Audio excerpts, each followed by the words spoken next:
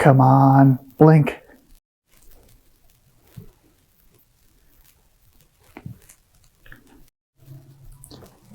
Hey, it's me.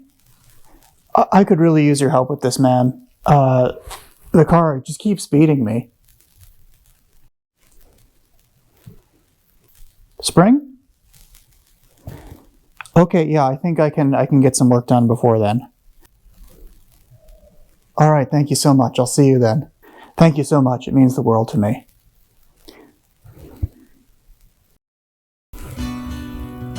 Oh, now you blink.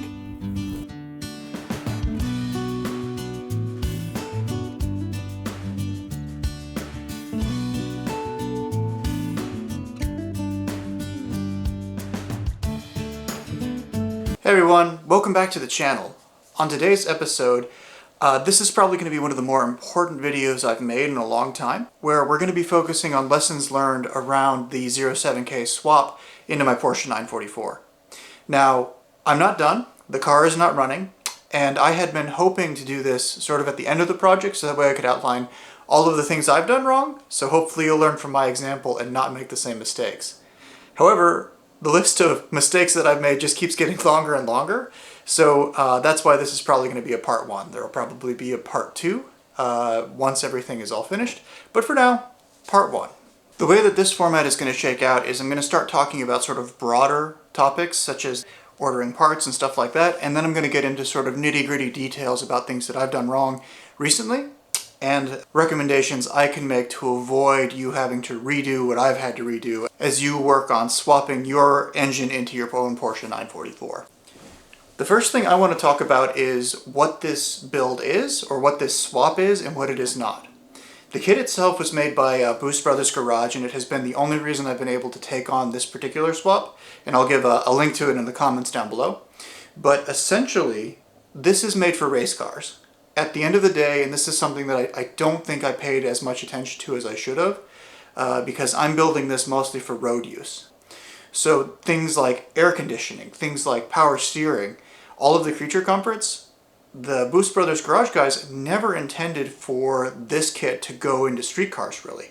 And you can tell more and more about that as you dig deeper and deeper into the other people doing these swaps. And that was my intent, was to make this more of a street car.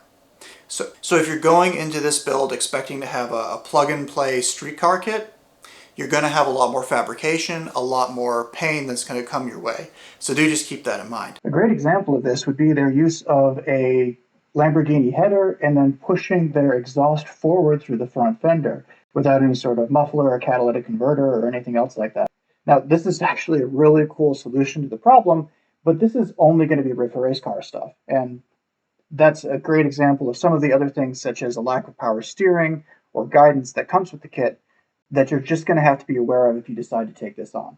So do keep that in mind. I walked into this project expecting that everything would be relatively straightforward.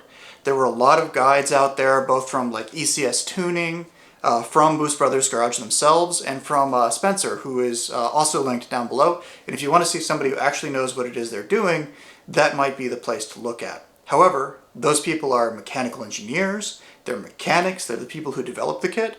So when it comes time for you to do this sort of stuff on your own, the documentation itself is woefully lacking. So just keep that in mind. The biggest problem that I had is that almost all of the gotchas or all of the nitty-gritty details aren't actually listed on the Boost Brothers Garage website or on their YouTube channel. They're all located in a forum post on Renlist. That's right. Back in 2018, when they started building out the kit itself, they actually started putting development diaries on a forum post on Renlist. And if you need to find anything about specific things that people use to get through parts of the development, that is the website that you're going to find it. And to look through and find nitty-gritty details, such as methods of attaching a power steering pulley or running coolant lines where they're supposed to go, you're not going to find that documentation anywhere except for buried on this one place on the internet. If you don't know where to look, you're probably going to be SOL. And that's one of the reasons that I'm building out so much of this documentation to help people like me, who are not mechanical engineers and who are not mechanics, into finding more help to actually complete this project. So that's something else that you should be aware of, is that the forum post exists. and you need to know how to search through it in order to find actual documentation on the things you're looking to get done. A good example of this is in my video where I was assembling the clutch. There is a specific plate, a friction disc, that goes on the clutch that has to be there. Otherwise, the engine won't start and you'll have to tear it all apart again. That was never mentioned in any video or anything like that. I happened to stumble across it while going through the 2,000 pages of documentation that was on the post itself. There are a number of other gotchas and things like that that you do need to be aware of. So I will link to the post below. Make sure that you are aware of it and search through it if you run into any sort of problems. My next recommendation is sourcing your engine. So when I bought my engine, I found a 2008 07K out of a Volkswagen Jetta with maybe 115, 120,000 miles according to the seller, that was located in the Northeast. And I didn't pay that much attention to it because it was only 150 bucks and I jumped on it as quickly as I could. What I didn't realize was at the time it was missing the accessory bracket. And because it was from the Northeast, it was rusted to hell. So every single time I detached a bolt to rebuild the engine, it almost always snapped or broke, and I found myself spending all of that money that I would have on buying new hardware for the engine. Ultimately, that's probably a good thing, but when it comes time to source your engine, make sure it is probably not from somewhere that has a lot of salt on the road, so avoid rust belt engines. The other thing too, like I said, is the accessory bracket was missing. And when you go to buy one of those off of eBay, you just get the bracket. You don't get the hardware that comes with it. So that was about 6 months of me trying to find not only the accessory bracket, but all of the bolts and parts that go with fastening it to the side of the engine. So make sure it is complete. Make sure everything is there when you go to buy it. That brings me to my next recommendation. So like I said at the top, this engine build is supposed to be for race cars. So you're going to need a bunch of additional things like AN lines, coolers for your oil, catch cans, just a whole list of other stuff. And that's all available on the Boost Brothers Garage website. However, once again, because it's a race car, if you're trying to do anything like power steering or air conditioning or things like that, it's not a complete list. There are still a lot of things that you're going to need. For instance, the header they recommend, or one of the ones that you should use for this build, and I'll get more to that later, is not listed on that inventory. So there's lots of things there that you're probably going to miss that you'll need to have. It's not a complete list, so just keep that in mind. I would also encourage you to buy these in bits, so that whole list, that whole Excel spreadsheet is almost $2,000 worth of additional parts. And when you're spending $5,000 for the kit, $2,000 for the ECU plus the car, this begins to add up very, very quickly. I would strongly encourage that you start buying these in small doses. In my case, I just wanted to buy everything and be done, but because it took so long for the parts and the engine and everything else to get to the point where it is now, I've kind of misplaced some of them and I don't remember what goes where. So if you're in my position, I would encourage you to order the parts for each system as you work on them. They're nicely categorized, so for oil lines you'll get a whole list of oil line stuff, for fuel lines you'll get a whole list of that as well. But just order them as you need it and it'll probably be a little less painful to spend that all up front as opposed to over a shorter period of time. Additionally, as you're taking apart your 07K stock engine and your Porsche stock unit, don't throw anything away. I thought I was doing a very good job of this, and when I tore apart the 07K engine, I thought I threw away a bunch of stuff that I didn't need. But it turned out, once again, buried in the forums, there are a couple of things that come off the engine that aren't really mentioned that you need to use to fill up holes that aren't being used anymore, to block off sections. It's just really kind of a pain for you to have to track down that stuff again. One example of throwing something away coming back to bite you in the ass is this little part here. Now, this is part of one of those forum posts that I was talking to you about where you don't know that you need it until you need it, and I'll link to that down below. But essentially, this is a black pipe that comes out of the top of the thermostat housing that I didn't think I was going to need anymore, and then you take it and weld it to another little piece of a little fitting that you order off of eBay, and I have the part number in the forum post, and I'll link to the Amazon post as well within the video. But you need to TIG weld them together in order to get the connections to fit, so that way you'll be able to connect the coolant pipes to the thermostat housing. So make sure you don't throw anything out. I would encourage you not to work ahead. In my case, I was in a situation where I had to wait 18 months for the kit to arrive, so I was just staring at an engine, or at a car that had no engine in it, sitting in my garage with nothing to do except burn a hole in the back of my head as I was constantly stressing out about this project. So I, being the go-getter that I am, decided to guess about things like fitment. And as a result, I ended up using a power steering reservoir that was stock to the 944 that didn't end up working for what it is I needed it to be used for. Or I ended up trying to reuse the stock header out of the 07K to try to save myself some time and some money, but that ended up being just a waste of time as well because it doesn't really fit in that well. So work as you go, don't guess, don't play ahead, just work on what's in front of you.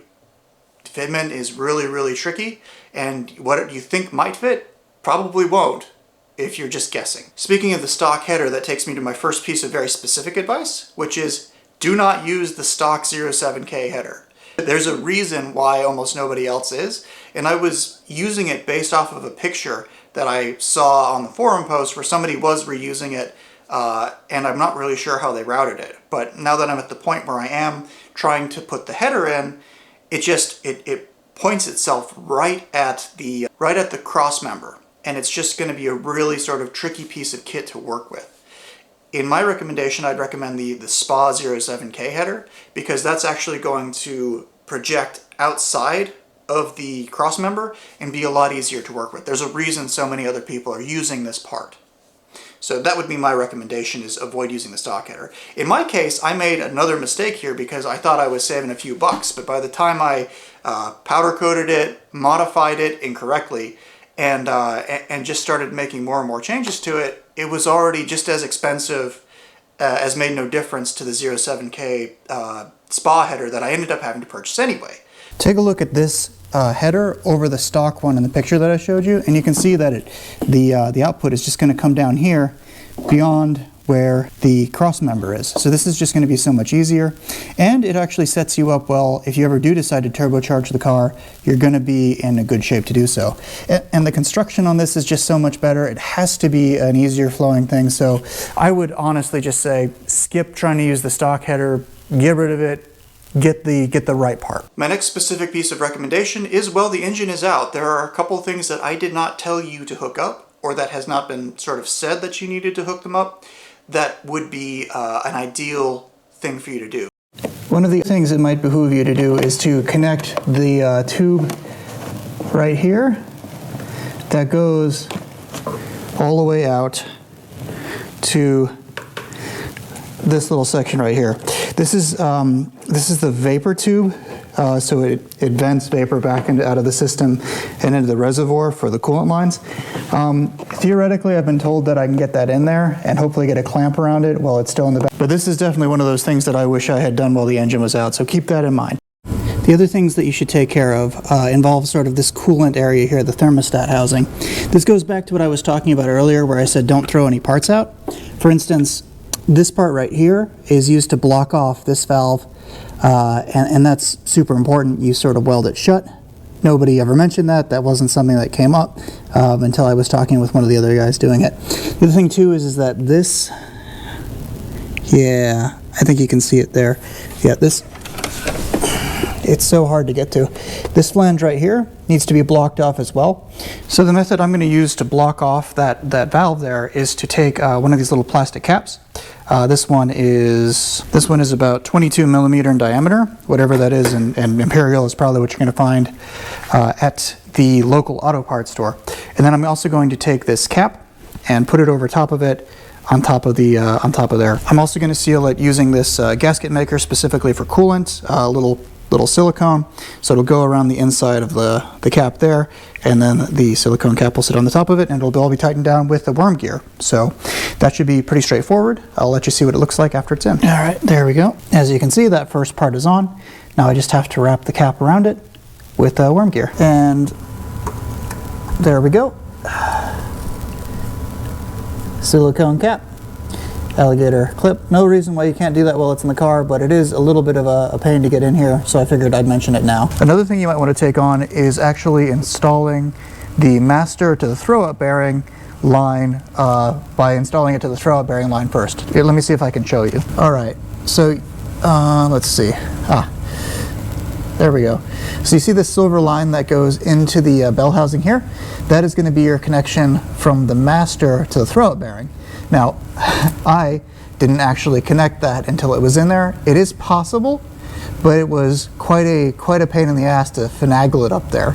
Again, this is something that can be done while the engine is out of the car, and it's going to save you a headache and problems in the future. Additionally, while the cross member is out of the car, it would probably behoove you to actually hook up the power steering lines, unless you're planning on running a complete manual rack, because race car.